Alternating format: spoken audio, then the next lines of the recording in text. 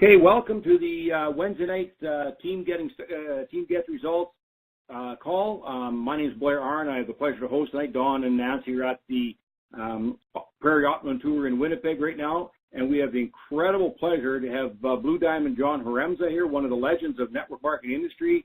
And I'm just going to turn it over to John and let him kick it off, because this is going to be incredible. So, John, take it away. Thank you.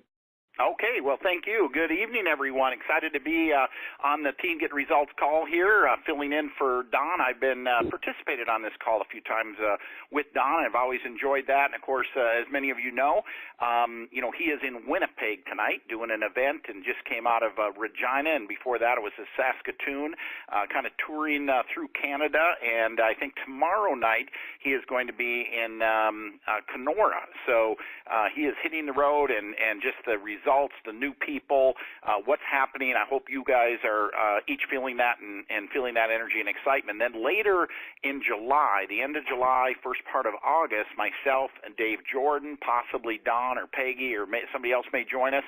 We're going to be doing several events, going to be surrounding around the Seattle event, which that is the only date that is solid right now, which is Seattle on the 28th of July. And so certainly those folks from Vancouver can make it to something like that. And then I know we're going to be doing an event in Edmonton or Red Deer, going to be doing another event in California. So there's going to be a bit of a tour. And I just say that because we are in the summer months, and it's not just important, right, for you to attend these events, but to be aware of them, to be keeping your team up to speed and where these events are, get them out to it, get as many guests, get your members out to these events, because it's the energy and the excitement that comes from these events. I mean, we've heard it said so many times, leaders are born at events. And I mean, I know it's cliche, but it truly is true. I mean, one little thing, that can take place at an event, that one prospect you might get to that event can be a complete game changer for you. So anyway, with that all being said, what I want to do here this evening, as I kind of thought about what do I want to talk about, what do I want to share, with the team here tonight, and I was just paging through the Valinta Success Guide, and I stopped on page 17. And page 17 is the personal checkup. And so for the balance of this call, I want to go through the personal checkup. And this is something I've actually, in my book, Right or Almost Right, I have this personal checkup in there. It's here in the training manual. It's something that I have done as far back as I can remember. And essentially what the personal checkup is looking at all of the things, right, all of the activities, all of the things that we should be doing, for success, and just kind of, giving ourselves a personal checkup, just ranking ourselves, let's say on a scale of 1 to 10, 1 being you're doing nothing. I mean, you're really dropping the ball, or 10 being you're doing a fantastic job. And so, I have done this my entire career. I just ask myself all of these things that we do on a daily basis, the things that grow our business. I'm just, I'm troubleshooting, right? I'm sometimes this can be also very sobering, especially if your business is not where you want it to be.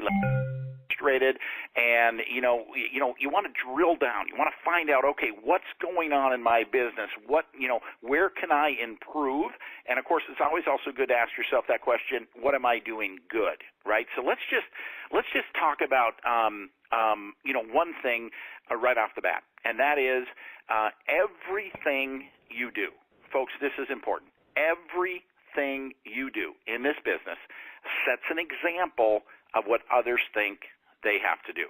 I mean, and this is, attending events, being on conference calls, being plugged in, prospecting, follow-up, three-ways.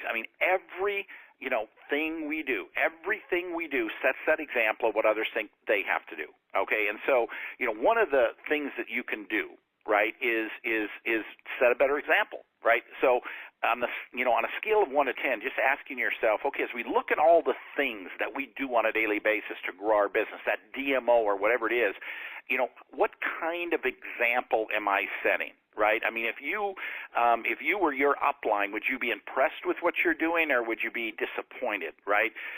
So what kind of example are you setting? I always think that's a great question to ask yourself, is what kind of example I'm setting. Now, let's look at the various activities that you should be setting that good example for. And the thing is the only thing that is going to grow any one of our prospective businesses is new people. It's new people. Okay, so let's start out with this one point here: prospecting.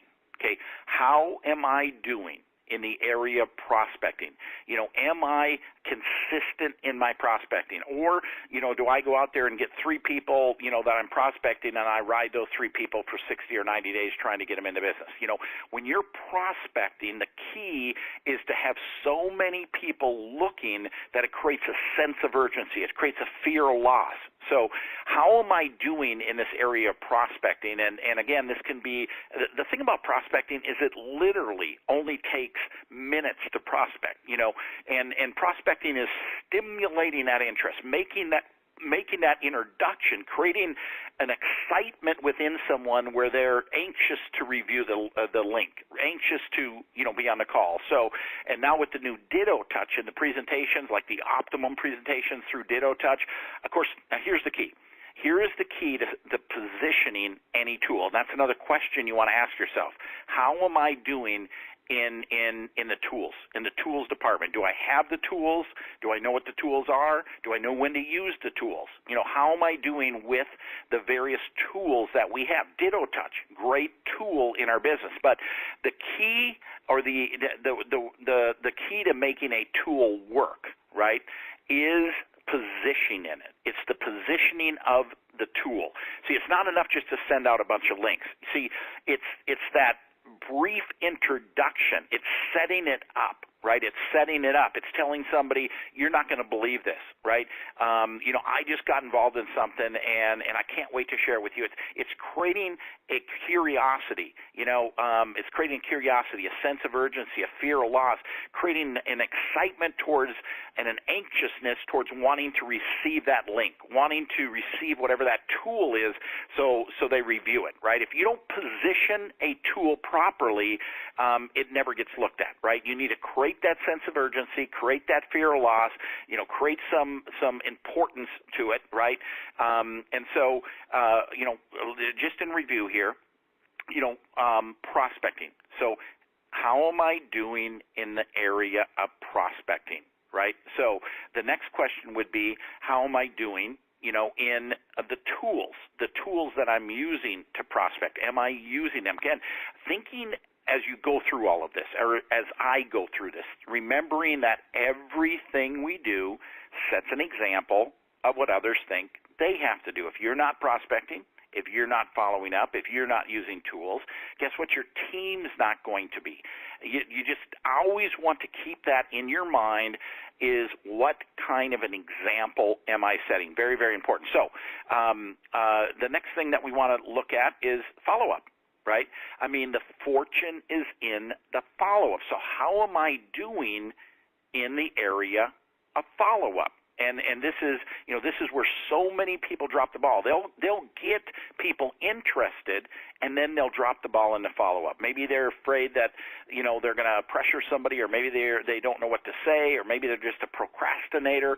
But the fortune is in the follow-up. And when you've made that introduction, right, when you've made that introduction, you need to make sure that you're doing that follow-up within that 24-hour window. So again, can be sobering, right? How am I doing in that follow-up process? Now, the thing I love about the Ditto Touch is it reminds you to follow up, right? I mean, when you send someone one of those Ditto Touch presentations, you're immediately notified, right, that they've opened it, that they're actually watching it. And then as they go through and answer questions, am I interested in buying products? Am I interested in making money? You're notified again, so they've watched the whole thing. And I mean, if you really want to be effective, calling them immediately after they finish that. Hey, Don, I see that you just finished my video and that presentation I sent you, and that you have an interest in buying the product and like to know more how to make money. I mean, it's impressive, number one, and it just shows that you're serious and you're following up, and it creates that sense of urgency. All of those emotions, okay, that come with it. When somebody gets done watching that video and their mind begins to process and dream and think about that, and then all of a sudden you call them. So that follow-up, how am I doing in the area of follow-up? And folks, this is where, as I mentioned earlier, a lot of people simply drop the ball. Okay, so along the same lines of follow-up, okay, the three-way phone call, right? And there's several aspects to the three-way phone call. Now, there's a connect call, right? The connect call in my mind is where you're introducing your new prospect, or not your prospect, your new member to the upline so they know their support team. A three-way phone call is more of a putting your prospect on the phone with a member of your upline. And that upline is going to come in there, they're going to answer questions, they're going to overcome objections, they're going to tell their story, they're going to, build a rapport, they're going to lead that person to a decision. Meanwhile, all of the time, let's say you put me on the phone with somebody. Okay, you put me on the phone with somebody, and the first thing I'm going to do, let's say, we're talking to Sue, and Don's prospecting Sue. And Don is going to, call me first, and he's going to tell me a little bit about Sue. And then I say, okay, great, let's put Sue on the line. So Don calls up Sue and says, hey, Sue, it's Don, just following up. I see you watched the presentation there and you have an interest here. And I was actually talking with a good friend of mine who I'm working with in the business. He's had a tremendous amount of success in the business. And I'm kind of new myself, and I thought you might have some questions.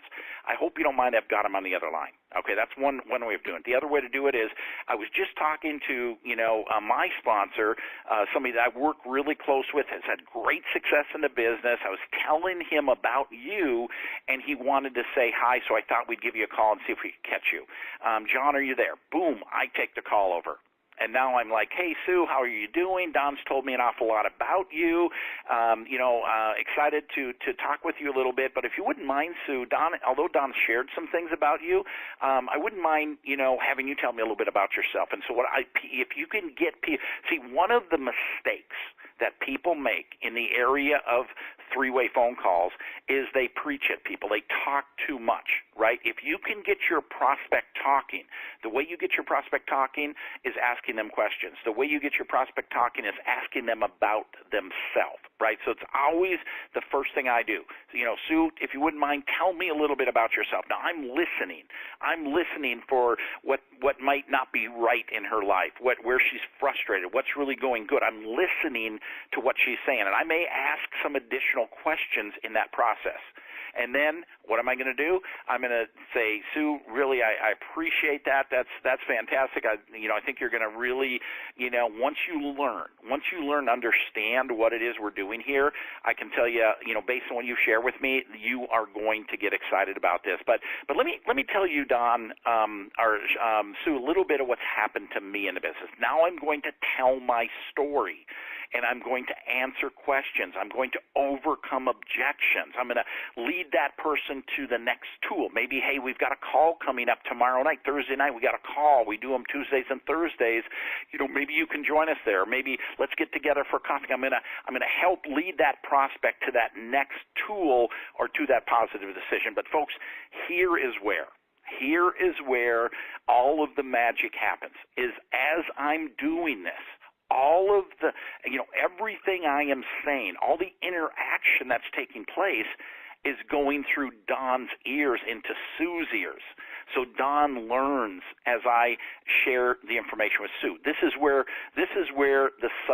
you really learn the business, through the three-way phone call, putting your upline on the phone with prospects, letting your prospects answer questions, tell their story, build rapport, move that person to a decision. All that information is going through your ears into your prospect's ears. You do that enough, and pretty soon you find the stuff coming out of your mouth, right? You learn. Every time we do that, guess what? I'm building your belief. As I'm selling your prospect, building rapport with your prospect, I'm building your belief. I'm building your knowledge. Folks, I know I'm a bit on a soapbox here with this whole three-way phone call, because it is the most important tool, important step, in the follow-up process, that three-way phone call. So let's go back to the personal checkup. Okay, number one, am I doing three-way phone calls? Okay, and so you can answer that question to yourself. How am I doing in that area? And a mistake that we make, folks, remember this, the mistake that we make, remembering that everything we do sets an example of what others think they have to do. We might be in the business for a little while. Now, we don't want to bother our upline, so we're just going to go ahead and follow up on our own. We're going to, we're not going to do the three-way phone call with Sue because, you feel like you know what you're doing. Well, now guess what's happened? We broke down the process of duplication. Now Sue doesn't know what a three-way phone call is, right? Sue never got to experience that, and the process begins to break down. So, how am I doing in the area of setting examples on the three-way phone call? How am I doing with the three-way phone call? Okay? Am I doing the three-way phone call right? See, a lot of people, let's say Don asks, Don's new in the business and prospecting Sue and he's going to go and say, Sue, I'd really like you to talk to John. Let's arrange a call. Well, this isn't important to Sue yet, right? And Sue's like, I don't want to talk to this stranger who's going to, pressure me. I don't think so, Don. I just want to talk to you, right? And because I find people say, well, I can never get people to do the three-way phone call. Well, it's because you're doing them wrong. You don't ask permission in advance, right? You ask permission while your upline is on the phone. Sue, I was talking to John, the person who brought me into the business. I was telling him about you, and he wanted to say hi. I thought we'd try to catch you. John, are you there? Hey, Sue, how you doing? Don's told me a little bit about you. Now I go right back into it. So, scale of 1 to 10, how am I doing on three-way phone calls? Am I doing them right? And am I doing them on a timely basis? Am I doing them on a timely basis? That follow-up. So, there's various questions you can ask yourself, within this three-way phone call process. Okay, here's another big one, right? Your story, right? How am I doing with my personal story, right? I mean, if you're out there talking to people and no one is getting excited about what you're saying, alarm bells need to be going off. You need to refine your story. You need to create. I mean, you could take somebody that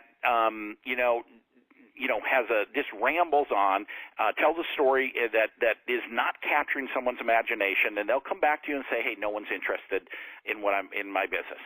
Now, I can go talk to those exact same 10 people, and I'll have a completely different results. So, how is that introduction process? How is that elevator pitch? How is that story? Is working with your here's the red flag. If you're not getting results, if you're not capturing people's imagination, if you're not having that person want to know more, you probably need to work on your story. Because people, and if you're talking to people and you can feel that you're losing their attention, maybe their eyes are darting away, or maybe they're fidgety, guess what? You need to refine your story. You need to have that story exciting. You need to have that story compelling. You need to have that story concise, right? Take and look at what's going on in your life, right? Why you're doing this business, why you're excited about this business, what's motivating you, and just condense that into as few words as possible, getting the message across, because people have very low attention spans.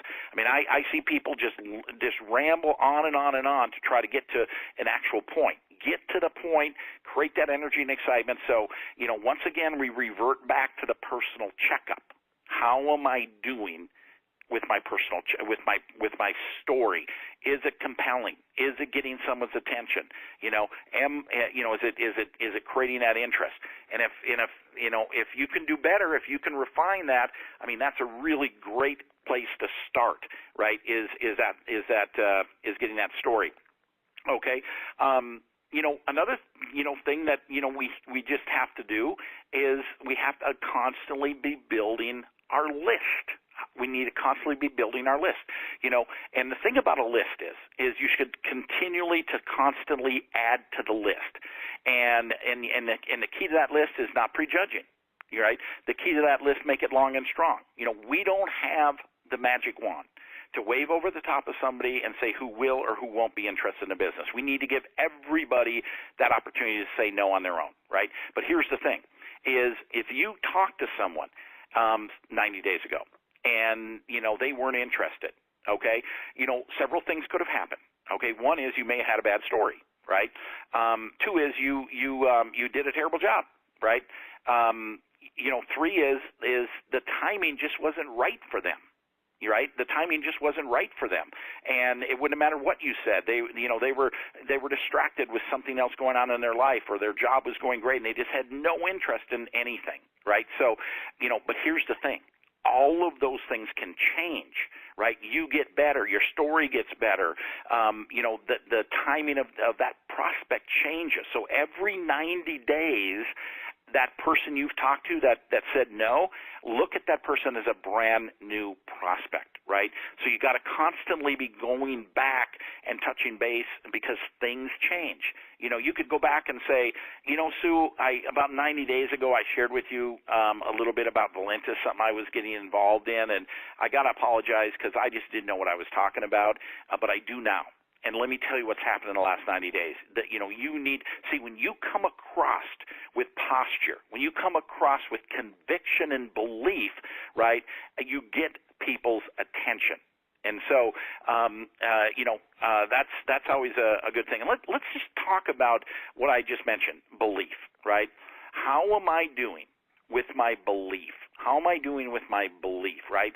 People buy people. It's your passion, it's your posture, it's your belief, it's your enthusiasm about what it is you're doing that attracts or influences others. And folks, if you're struggling with your mindset, if you're struggling with your belief, you need to be on the calls. You need to be attending events. You need to be listening to some information. You need to be talking to your upline. You need to be doing what you can to build that belief. Because I can tell you, if you get into that mode of stinking thinking, your business is going to start shrinking, right? You need to pay attention to your mindset, and when you see it slipping, when that belief is not where it needs to be, you need to do what you need to do to get that belief back where it needs to be, right? Because belief is influence, right? So, and again, as I'm talking, as I'm going through these various, how am I doing, remember that everything you're doing sets an example of what others think they have to do, right? If I'm not prospecting, my people are not prospecting. If I'm not enrolling, if I'm not following up, if I'm not doing the three-way phone calls, if I'm not plugged in, right? Am I plugged in? How am I doing? Could I do better, right? And then there's a second part of that question of plugged in. How am I doing keeping my team plugged in? How am I doing keeping my team plugged in? Okay? How am I doing with my time management? You guys may have heard me say this before. I've talked about it before, that there's pay time and there's no pay time, right? And so many times, people say, I'm working the business, 3-4 hours a day, and I've just got no one interested. Well, what are you spending your time doing? What are you spending your time doing, right?